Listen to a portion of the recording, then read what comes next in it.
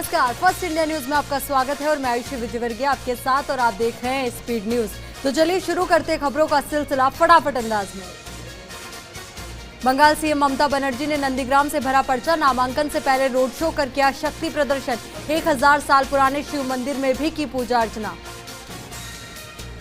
तीरथ सिंह रावत होंगे उत्तराखंड के नए सीएम। देहरादून में विधायक दल की बैठक में लगी मुहर। आज शाम 4 बजे लेंगे मुख्यमंत्री पद की शपथ। सीएम चुने जाने के बाद तीरथ सिंह रावत की पहली प्रतिक्रिया। त्रिवेंद्र सिंह रावत को लेकर बोले त्रिवेंद्र सिंह रावत मेरे बड़े भाई। साथ ही तीरथ सिंह ने कहा जो जिम्मेदारी मिली है वो निभाऊंगा।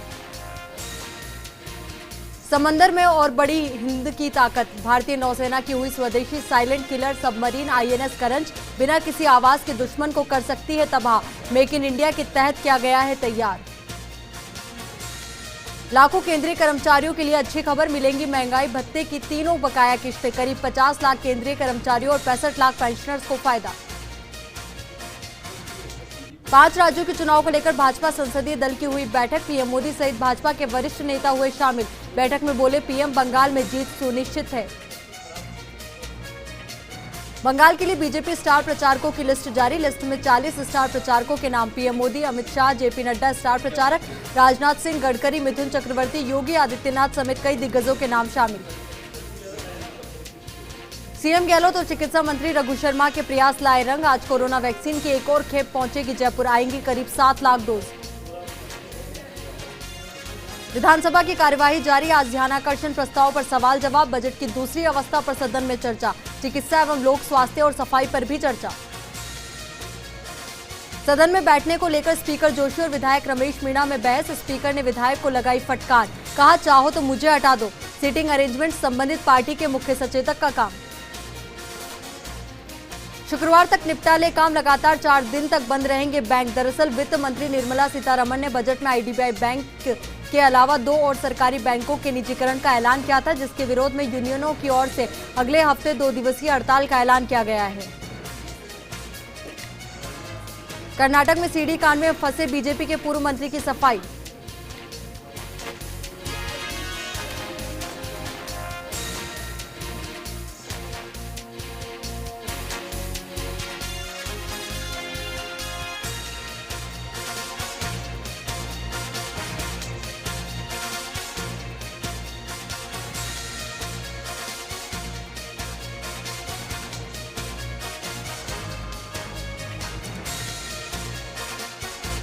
यूपी सीएम योगी का चित्रकूट दौरा। सीएम योगी ने रसीन बांध का किया लोकार्पण। बोले मंत्रालय ने दिखाया पानी का पावर।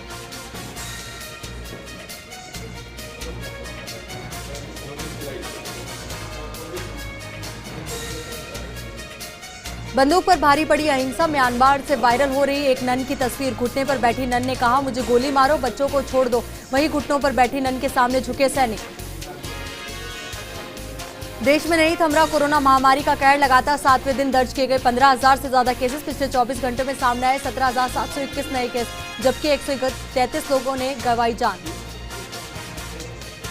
इकोनॉमी बेहतर बनाने के लिए चीन ने लॉन्च किए कोरोना पासपोर्ट। इन सर्टिफिकेट्स के जरिए चीन के लोग सीमा पर यात्रा कर सकेंगे। चीन ने कोरोना के चलते बिगड़ी अर्थव्यवस्था को बेहतर करने के लिए कदम उठाया।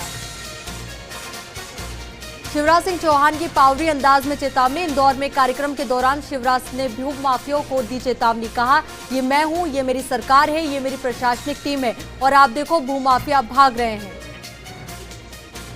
केरल चुनाव के लिए सीपीआई ने जारी की 83 उम्मीदवारों की लिस्ट। सीएम पिनाराई अपनी मौजूदा सीट से ही लड़ेंगे चुनाव। बता दें कि केरल की सभी 140 विधानसभा सीटों पर एक ही चरण में 6 अप्रैल को वोटिंग होनी है।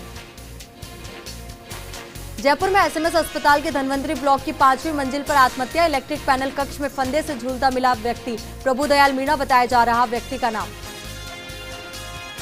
कोरोना काल से सीख मनीष सिसोदिया का ऐलान। दिल्ली में खुलेगा दुनिया का पहला वर्चुअल स्कूल। सिसोदिया ने कहा इस स्कूल की डिजाइनिंग पर काम शुरू कर दिया गया है।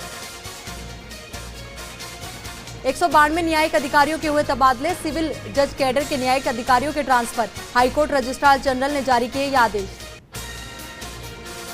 रणबीर कपूर के कोरोना पॉजिटिव होने के बाद अब घर में क्वारंटीन हुई आलिया भट्ट। रणबीर के लिए पोस्ट किया मोटिवेशनल मैसेज।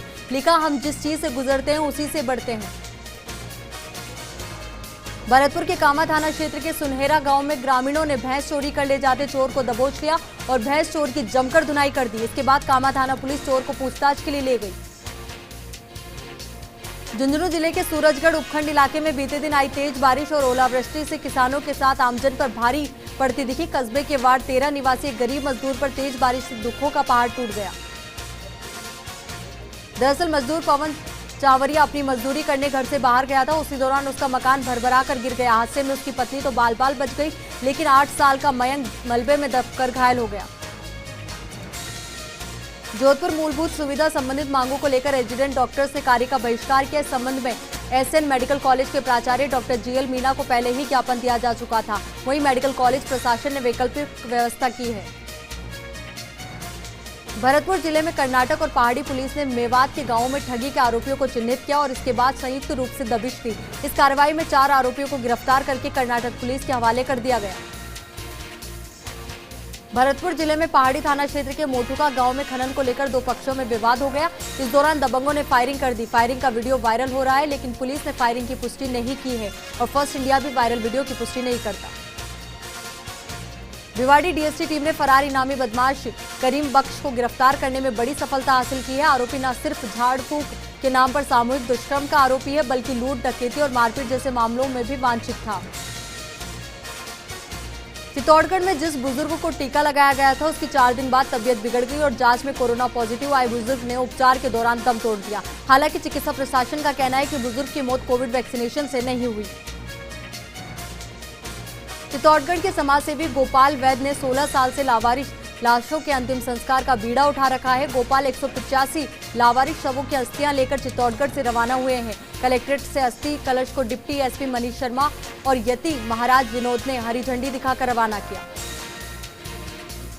चित्तौड़गढ़ में आयोजित होने वाले 2 दिवसीय तीसरे चित्तौड़गढ़ फोर्ट फेस्टिवल की तैयारियां अंतिम दौर में है। कलेक्टर के शर्मा का कहना है, इस बार कोरोना संक्रमण को देखते हुए 3 दिवसीय फोर्ट फेस्टिवल को 2 दिवसीय किया गया है। 12 और 13 मार्च को आयोजन होगा। 12 के अंधा में अवैध निर्माण पर पीला पंजा चला। बस डिपो पर बनी अवैध दुकानों को ध्वस्त किया गया। कलेक्टर के आदेश पर ये कार्रवाई की गई। अभी तक आपने देश की बेटियों को अलग अलग मोर्चे संभालते देखा होगा, लेकिन हम आपको एक ऐसी बहादुर लक्की झमकों से रूबरू करवाते हैं जिसने सामाजिक कुरीतियों और विपरीत परिस्थितियों में जूझते हुए न केवल अपने को आपको स्थापित किया, बल्कि अन्य बालिकाओं के लिए एक मिसाल बनकर उभरी है। शिक्षा में आए दिन परिवर्तन करने के अलावा जिस तरह से नई शिक्षा नीतियां अपनाई जा रही है, उसमें इंदिरा गांधी राष्ट्रीय मुक्त विश्वविद्यालय भी अपनी अहम भूमिका निभा रहा है। जोधपुर रीजन की बात करें तो 60,000 से अधिक विद्यार्थी इंदिरा गांधी राष्ट्रीय मुक्त विश्वविद्यालय से जुड़ चुके हैं। कोटा में रायपुरा पेट्रोल पंप पर लूट व डकैती की साजिश को नाकाम करते हुए पुलिस ने हथियार सहित 4 बदमाशों को गिरफ्तार किया है, जबकि एक बालक को निरुद्ध किया है। पुलिस ने बदमाशों के कब्जे से 2 देशी कट्टे, 3 जिंदा कारतूस, 2 चाकू, 1 नकली पिस्टल, मिर्ची पाउडर भी बरामद किए हैं। गिरफ्तार अपराधियों में से एक 5,000 का इनामी बदमाश भी है। आरोपी महेंद्र कुमार उर्फ मेंढकी के खिलाफ 19 मामले दर्ज है, जबकि कन्हैया के खिलाफ 8 और इमरान के खिलाफ 13 मामले पहले से ही दर्ज है। इमरान डबल मर्डर के एक मामले में आजीवन कारावास की सजा से दिसंबर में ही पैरोल पर आया था। सरदार शहर से 33 किलोमीटर दूर गांव शिमला का लालचंद जाट करीब 15 साल पहले मानसिक रोगी हो गया था। लालचंद के परिवार की मजबूरी यह है कि उनके परिवार में कोई भी कमाने वाला नहीं है। बुजुर्ग पिता और मां दूसरों के घरों में मजदूरी करके घर के सदस्यों का पालन पोषण करते हैं। परिवार को मदद की जरूरत है। राजस्थान पर्यटन विकास निगम कर्मचारी यूनियन एवं आरटीडीसी रिटायर्ड एम्प्लॉयज एसोसिएशन संयुक्त रूप से पर्यटन निगम में 7वें वेतन आयोग की सिफारिशों के राज्य सरकार के कर्मचारियों के अनुरूप लागू किए जाने की मांग को लेकर आंदोलन करेंगे। राजस्थान पर्यटन विकास निगम कर्मचारी यूनियन के अध्यक्ष तेज सिंह राठौड़ ने बताया कि 20 जनवरी 2020 को निगम प्रशासन और कर्मचारी यूनियन के बीच राज्य कर्मचारियों के अनुरूप 7वें वेतन आयोग की सिफारिशों को लागू करने की सहमति हुई थी, लेकिन निगम प्रशासन की हठधर्मिता के चलते आज तक आदेश जारी नहीं हुए।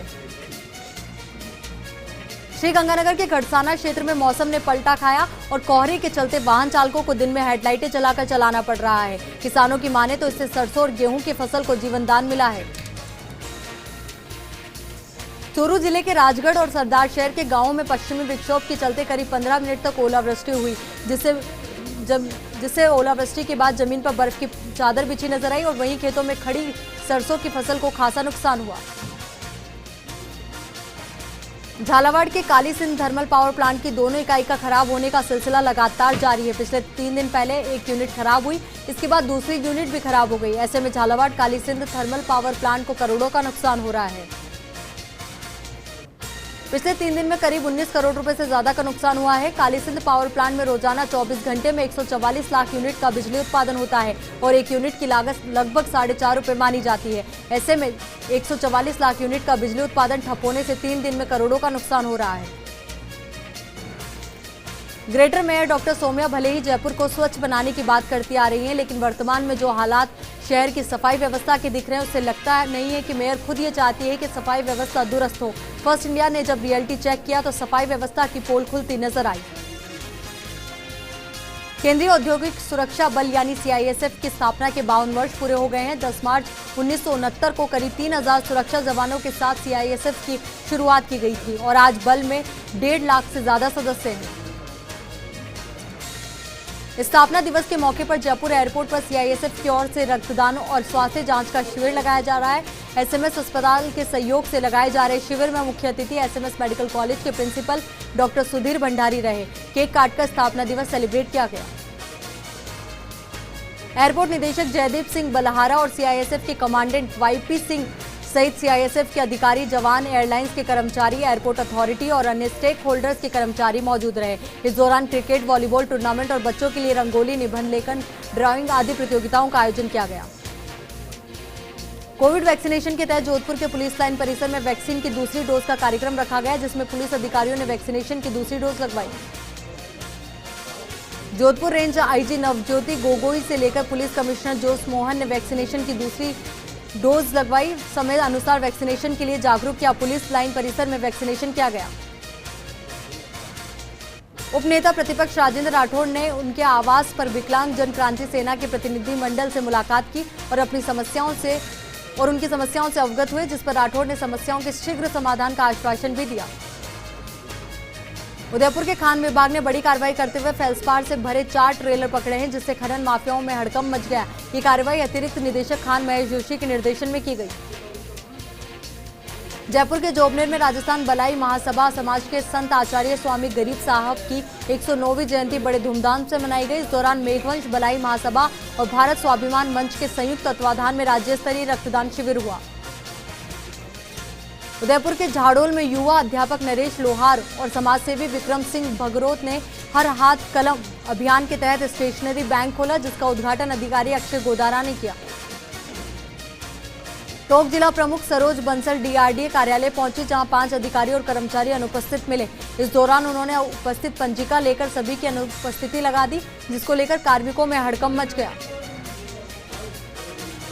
सिरोही में पुलिस ने दस्तावेजों के अभाव में निजी ट्रेवल्स की बस को सीज किया। इस दौरान बस में सवार यात्रियों को अन्य बस से रवाना किया गया।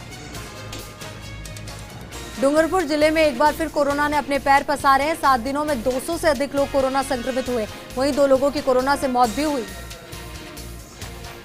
जालोर के जसवंतपुरा में राजकीय उच्च माध्यमिक विद्यालय में भामाशाह सम्मान और वार्षिकोत्सव आयोजित हुआ। इस दौरान भामाशाह और कोविड-19 में उत्कृष्ट कार्य करने वालों का सम्मान किया गया। बांसवाड़ा में शादी का झांसा देकर लूट मामले में पुलिस ने दबिश दी। पीड़ित की सूचना पर चलती रोडवे से एक महिला को उतार दिया। 2 अन्य आरोपी की तलाश में बस स्टैंड पर दबिश दी रही है। नागौर के मकराना में ग्राम पंचायत के सरपंच भंवरलाल मेघवाल की अध्यक्षता में ग्राम पंचायत की आपातकालीन बैठक आयोजित हुई। गोचर भूमि पर स्वीकृत अल्पसंख्यक आईटीआई और छात्रावास को रुकवाने के लिए सरपंच ने प्रस्ताव रखा। अलवर के बैरोड में महाराणा प्रताप प्रशिक्षण केंद्र में सीआईएसएफ ने अपना 52वां स्थापना दिवस मनाया। सीआईएसएफ के अधिकारियों ने सलामी मार्च पास्ट किया और विभिन्न करतब दिखाए। दौसा में कोरोना वैक्सीनेशन को लेकर जागरूकता बैठक की गई। इस दौरान सभापति ममता चौधरी, एसडीएम, आयुक्त और सभी पार्षद मौजूद रहे। जालोर के जसवंतपुरा में बिजली ट्रांसफर की चपेट में आने से एक बंदर करंट लगने से घायल हुआ और उसका एक हाथ फ्रैक्चर हो गया, जिसको स्थानीय पशु चिकित्सालय ले जाया गया। दौसा के पेट्रोल पंप एसोसिएशन डीलर्स ने सरकार से वेट दर घटाने की मांग की है, जिसको लेकर मुख्यमंत्री के नाम कलेक्टर पीयूष समारिया को ज्ञापन सौंपा गया। झालावाड़ में काला सोना यानी अफीम की खेती पूरे परवान पर है। पूजा अर्चना के बाद इस पर चीरा लगाने का काम चल रहा है, लेकिन जब तक अफीम तुलाई नहीं हो जाती तब तक किसानों की मुसीबत कम नहीं होती है। अलवर के बैरोड में ऑटोनियम इंडिया प्राइवेट लिमिटेड फैक्ट्री की मनमानी बरकरार है। पिछले एक सप्ताह से 32 श्रमिकों का गेट बंद किया हुआ है। श्रमिक फैक्ट्री का गेट खोलने के इंतजार में रोजाना फैक्ट्री के सामने बैठे रहते हैं। नागौर के डीडवाना में गंदे पानी की निकासी नहीं होने के कारण गांव का गंदा पानी सड़कों पर बहकर आ रहा है, जिससे सड़कों और गलियों में गंदगी फैल रही है। साथ ही ग्रामीणों को समस्याओं का सामना करना पड़ रहा है। नागौर के डीडवाना में मोरों की संख्या दिन प्रतिदिन घटती जा रही है। इस दौरान वन विभाग के डिप्टी ज्ञानचंद मकवाना ने जनवरी महीने में जनगणना करवाई, लेकिन मौजूदा समय में गांवों में मोरों की संख्या कितनी है ये किसी को मालूम नहीं है। जोधपुर के ओसिया में विदेशी पर्यटकों की चहल पहल देखने को मिल रही है, जिससे कोरोना काल के बाद camel safari, hotel, tourist guide और जीप सफारी सभी का कारोबार धीरे धीरे लाइन पर आ रहा है।